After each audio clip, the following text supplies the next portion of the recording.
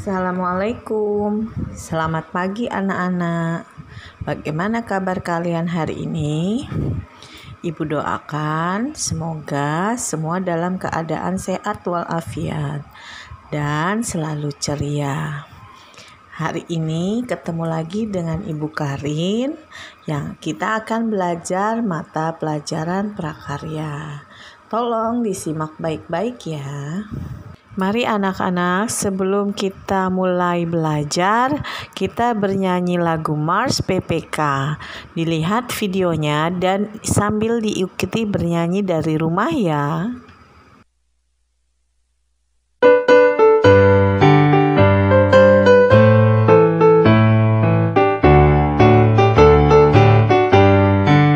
Gerakan Nasional Revolusi Mental membangun karakter generasi gemilang, menuju kebangkitan generasi emas bagi manusia Indonesia.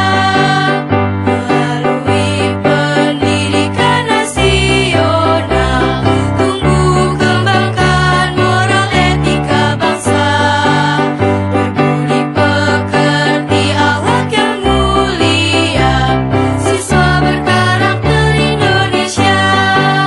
Religius hidupnya, nasionalis jiwanya, integritas jadi tujuannya. Mandiri hidupnya, gotong royong semangatnya, persatukan bangsa Indonesia. Melalui pendidikan nasional, tumbuh kembangkan moral etika bangsa. Berbudi pekerti akhlak yang mulia, siswa berkarakter Indonesia. Religius hidupnya, nasionalis jiwanya, integritas jadi tujuannya. Mandiri hidupnya, gotong royong semangatnya, persatukan bangsa Indonesia. Siswa berkarakter Indonesia, siswa berkarakter Indonesia. Materi hari ini kita masuk ke buku halaman 183 sampai halaman 184 yang ada di buku semester 1. Nah, kemarin kita kan sudah masuk ada 2 macam teknik pengolahan. Teknik pengolahan panas basah dan teknik pengolahan panas kering. Hari ini kita masuk ke teknik pengolahan dengan cara yang lainnya. Jadi, teknik pengolahan lainnya ada 4 macam. Yang pertama adalah menghaluskan bahan pangan. Yang kedua, mencampur bahan pangan. Yang ketiga, menyaring atau memeras bahan pangan. Yang keempat, tidak dimasak bahan pangannya. Nah, yang pertama yang akan Ibu bahas adalah cara menghaluskan. Jadi, kita masih masuk ke materi tentang buah-buahan ya, Nak. Cara menghaluskan buah itu ada beberapa macam. Yang pertama adalah menggunakan alat namanya alat elektronik, ya. Kemudian yang kedua menggunakan alat semi elektrik. Yang ketiga adalah dengan cara manual. Yang pertama itu tadi kan menggunakan alat elektronik. Alat elektronik ini adalah alat yang harus menggunakan listrik, ya. Seperti misalnya blender, juicer, ya, seperti yang nanti ada di materi, ada gambar orang sedang mengejus dengan menggunakan juicer, ya. Yang gambarnya ada tomat lagi di jus. Kemudian kalau yang juicer itu alatnya ada di gambar yang ketiga, itu orangnya sedang menuangkan jusnya, hasil perasannya ke dalam gelas. Kemudian kalau yang kedua adalah teknik menghaluskannya dengan alat semi elektrik. Maksudnya semi elektrik ini tetap pakai alat yang modern tetapi tidak menggunakan listrik. Di sini ada contoh alat perasan jeruk ya, gambarnya yang tabung merah itu, sebelahnya gambar buah semangka. Nah, itu disebut semi elektrik. Artinya dia sudah menggunakan alat juga yang modern tetapi tidak menggunakan listrik. Atau lihat di sebelah kanannya ada gambar yang putih. Itu gambar orang seperti sedang menghaluskan daging atau menghaluskan buah ya, karena kita materinya buah maka menghaluskan buah. Nah, di situ terlihat itu adalah alat yang kita tadi sebut semi elektrik. Kemudian teknik menghaluskan yang ketiga adalah dengan cara manual, seperti yang kita pernah lakukan zaman dulu.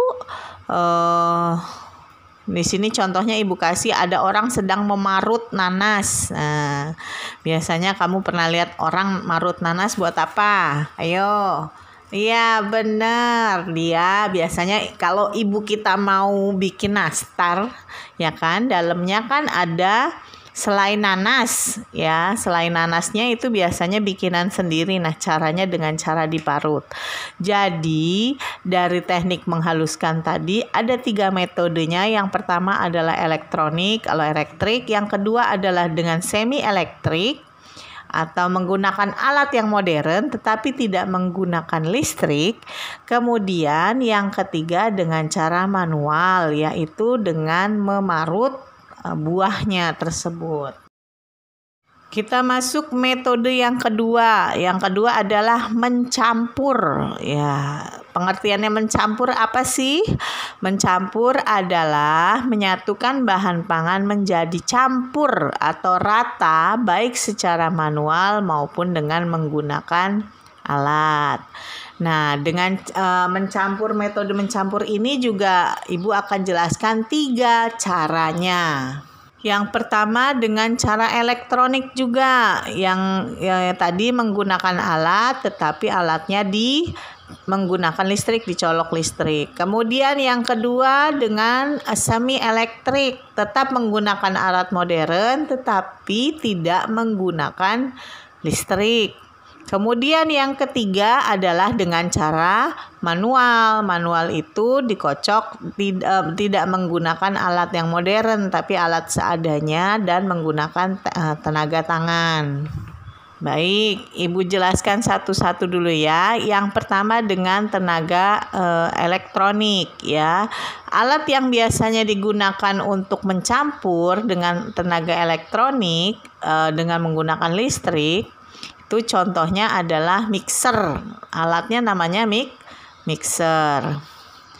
Kalau kalian bingung silahkan lihat di gambar. Di situ ada 2 gambar orang sedang menggunakan mixer. Satu, mixernya yang dipegang dengan tangan, itu yang ada gambar di bawah, ibu-ibu dengan menggunakan baju putih. Dan mixer yang tidak dipegang dengan tangan, artinya dia standing mixer, dia berdiri sendiri mixernya tanpa harus dipegang. Nah, dari 2 jenis alat elektronik mixer tadi tersebut itu juga sudah jelas beda. Bedanya adalah kalau yang standing mixer kita cuma memasukkan bahan-bahannya ke dalam mixernya. Sedangkan kalau yang mixer yang tidak dengan menggunakan standing, kita harus megang mixernya, kemudian tangan satunya kita masukkan bahan-bahannya. Nah, dari 2 alat elektronik tersebut saja sudah jelas beda dan kegunaannya ya nak. Maksudnya keuntungannya lebih enak yang mana? Kalau ibu misalnya mau membuat makanan dengan menggunakan mixer, lebih suka dengan yang standing mixer. Karena apa? Nggak perlu repot-repot megangin mixernya, tapi cukup mencampurkan bahan-bahannya. Kemudian ada alat semi elektrik, yaitu tadi alat yang sudah modern juga ya, tapi tidak menggunakan listrik. Nah, gambar yang ada di materi itu ada di sebelah kiri. Ada ibu-ibu menggunakan alat bantu untuk mencampur bahan makanan tadi untuk misalnya contoh membuat kue, ya.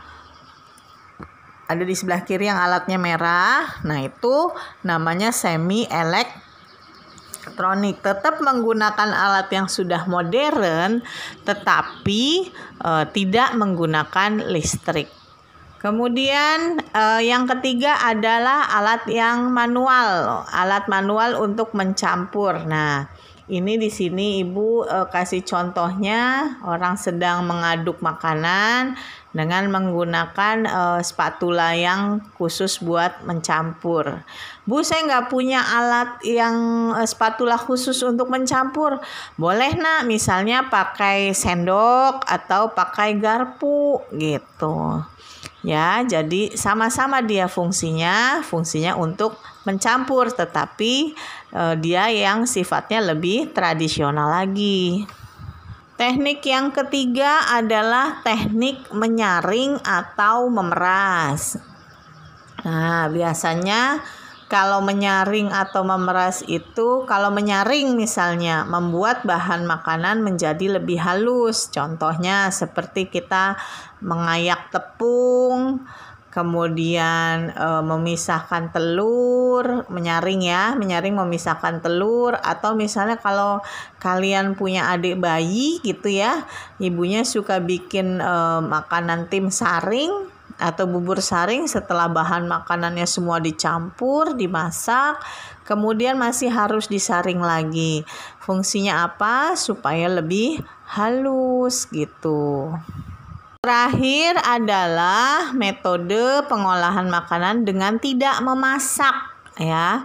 Ada sebagian orang yang senang dengan model makan yang tidak dimasak, atau istilahnya disebut raw food, ya.